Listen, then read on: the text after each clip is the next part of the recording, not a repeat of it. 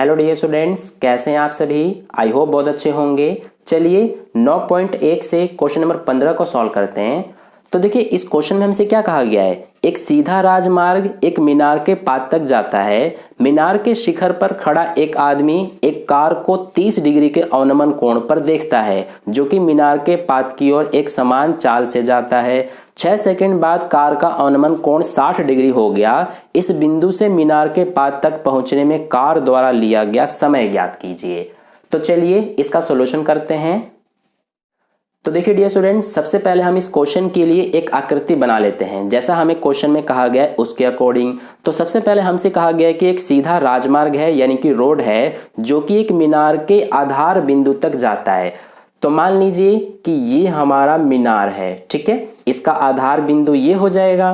तो एक सीधा राजमार्ग इसके आधार बिंदु तक जाता है, तो मान लेते हैं कि ये सीधा राजमार्ग है, ठीक है, जो कि इस मीनार के आधार बिंदु तक जाता है। अब इस मीनार के जो शिखर है इस पर एक आदमी खड़ा है, जो कि एक कार को 30 डिग्री के अवनमन कोण पर देखता है। तो कार जो होगा वो इस रोड पे ही होगा। तो मान लेते हैं कि कार जो है वो यहाँ पर है, ठीक है, और एक आदमी इस मीनार के शिखर पर यानी कि यहाँ पर खड़ा है। तो आदमी जो है इस कार को 30 डिग्री के अवनमन कोण पर देखता है। तो इसीलिए इसमें हमारा क्या होगा कि जो कार का अवनमन कोण है वो 30 डिग्री बन रहा है। तो अवनमन कोण है हमारा, इसीलिए ऊपर बनेगा। तो यहाँ पर हम इस तरह से एक क्षैतिज रेखा खींचेंगे और यहाँ पर क्या है कि 30 डिग्री का अवनमन कोण बन रहा है। अब ध्यान देना, ये अगर हमारा 30 डिग्री का है तो ये भी 30 डिग्री का होगा।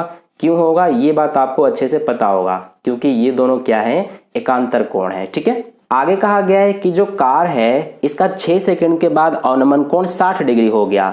यानी कि जो कार शुरू में यहाँ थी, 6 सेकंड के बाद कुछ दूरी चल करके आगे आई होगी। तो मान लेते हैं 6 सेकंड में कार जो है वो यहाँ तक आ गई। तो अब इसका अवनमन कोण 60 डिग्री हो गया। यानी कि अब जो हमारा अवनमन कोण बनेगा वो 60 डिग्री का बनेगा।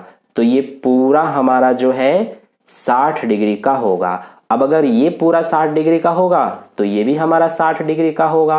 तो हमसे पूछा गया है कि इस कार को इस बिंदु से इस मीनार के आधार बिंदु तक पहुंचने में कितना समय लगेगा, ठीक है। ध्यान देना, कार को यहां से यहां तक पहुंचने में 6 सेकंड का टाइम लगा है।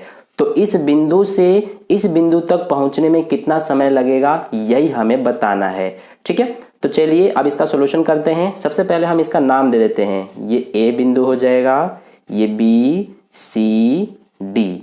तो सबसे पहले हम क्या करेंगे कि जो ये हमारा मीनार है इसकी ऊंचाई हमें नहीं पता, तो इसको हम मान लेते हैं एच मीटर। तो सबसे पहले हम अपने सॉल्यूशन में क्या लिखेंगे, जो हमने माना है मीनार की ऊंचाई। तो इसी को लिखेंगे हम, माना मीनार की ऊंचाई। तो ये हमने क्या माना है, एच मीटर। अब देखिए हम क्या करेंगे कि इसमें हम ये जो छोटा वाला त्रिभुज बन रहा है, त्रिभुज ए बी सी, इस वाले को लेंगे। तो यहाँ पर लिखेंगे त्रिभुज ए बी सी में। तो इस त्रिभुज में क्या होगा हमारा कि जो ये ए बी है ये लंब हो जाएगा और जो ये बी सी है ये आधार हो जाएगा। तो इन्हीं दोनों को अनुपात में लेंगे, यानी कि यहाँ लिखेंगे लंब बटे आधार। तो लंब बटे आधार किसका अनुपात होता है, ये हो जाएगा tan थीटा के बराबर। अब लंब है तो लंब का नाम क्या है, AB, और आधार का नाम BC है। तो लंब की जगह पर AB लिखेंगे और आधार की जगह पर BC बराबर tan थीटा का मान कितना है, ये देखिए 60 डिग्री है। तो यहाँ पर 60 डिग्री लिखेंगे। अब AB जो है इसको हमने H मीटर माना है, तो AB की जगह पर H लिखेंगे। BC का मान हमें निकालना है, तो ये जो BC है ये हमें नहीं पता, तो इसको एज इट इज लिखेंगे बराबर tan 60 डिग्री का मान कितना होता है, √3। अब यहाँ से H बराबर BC जो इधर भाग में इधर जाके गुणा हो जाएगा। तो √3 का BC से गुणा करेंगे तो ये हो जाएगा √3 BC। तो यहाँ तक आपको समझ में आ गया होगा। अब देखिए आगे करते हैं। तो हमने इस छोटे वाले त्रिभुज को ले लिया। अब ये पूरा बड़ा वाला त्रिभुज लेंगे, त्रिभुज ए बी डी को। तो यहाँ पर लिखेंगे त्रिभुज ए बी डी में। तो इस त्रिभुज में क्या होगा हमारा कि ये ए बी हो जाएगा लंब और ये पूरा बी डी जो है ये हो जाएगा आधार। तो लिखेंगे लंब बटे आधार। तो लंब बटे आधार बराबर क्या हो जाएगा, tan थीटा। तो ये हो गया tan, और थीटा का मान इसमें देखिए 30 डिग्री है, तो ये 30 डिग्री लिखेंगे। अब लंब हमारा क्या है, लंब है h मीटर, तो लंब की जगह h लिखेंगे, बटे आधार क्या है, ये हमारा है BD, तो इसीलिए आधार की जगह पे BD आएगा, बराबर tan 30 डिग्री का मान होता है 1/√3। अब देखिए h को तो एज इट इज लिखेंगे, बटे में जो BD है, ये BD हमारा किससे मिलकर बन रहा है, BC प्लस CD से, तो हम BD की जगह पर BC प्लस CD लिख सकते हैं। तो यहाँ पर लिख देंगे BC प्लस CD बराबर में क्या है, 1/√3। अब देखिए इनका क्रॉस मल्टीप्लाई कर देते हैं, तो √3 का h से गुणा हो जाएगा, तो ये हो जाएगा हमारा √3h बराबर BC प्लस CD का 1 से गुणा होगा, तो यही आएगा BC प्लस CD।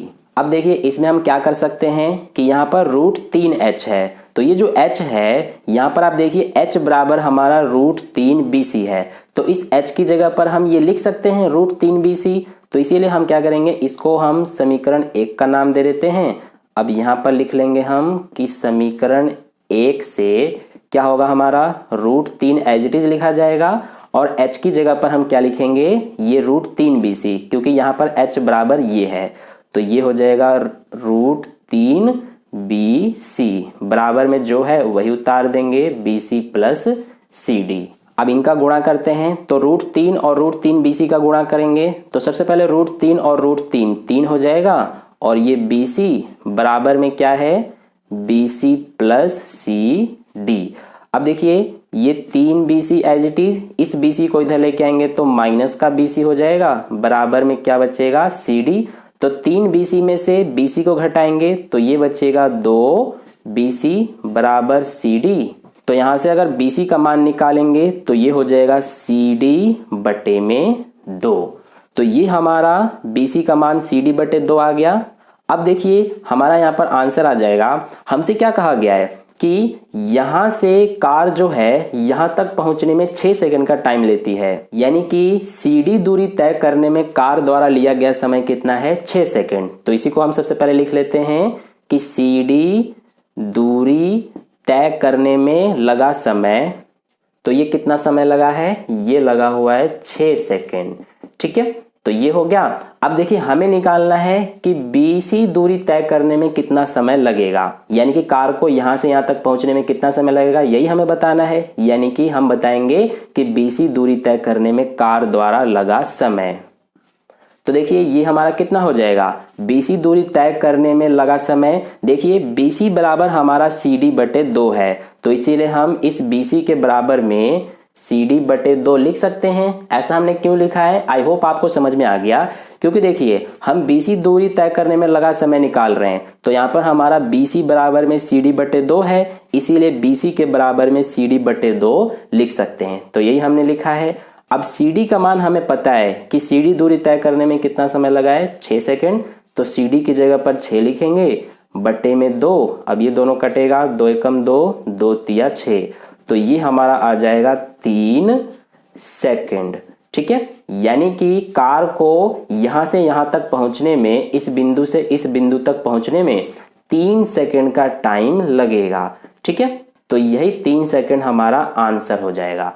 तो इस तरह से क्वेश्चन नंबर 15 का सॉल्यूशन कंप्लीट हुआ। आई होप आपको अच्छे से समझ में आ गया है। अगर आपको वीडियो अच्छा लगा है तो वीडियो को लाइक कर देना, अपने दोस्तों के साथ भी शेयर कर देना, और अगर आप चैनल पर नए आए हैं तो चैनल को सब्सक्राइब करके बगल में जो बेल आइकन आता है उस पर ऑल नोटिफिकेशन वाले पे क्लिक कर लेना, ताकि नेक्स्ट वीडियो जैसी अपलोड की जाए उसका नोटिफिकेशन सबसे पहले आपको मिल जाए। मिलते हैं फिर नेक्स्ट क्वेश्चन के लिए नेक्स्ट वीडियो में। धन्यवाद।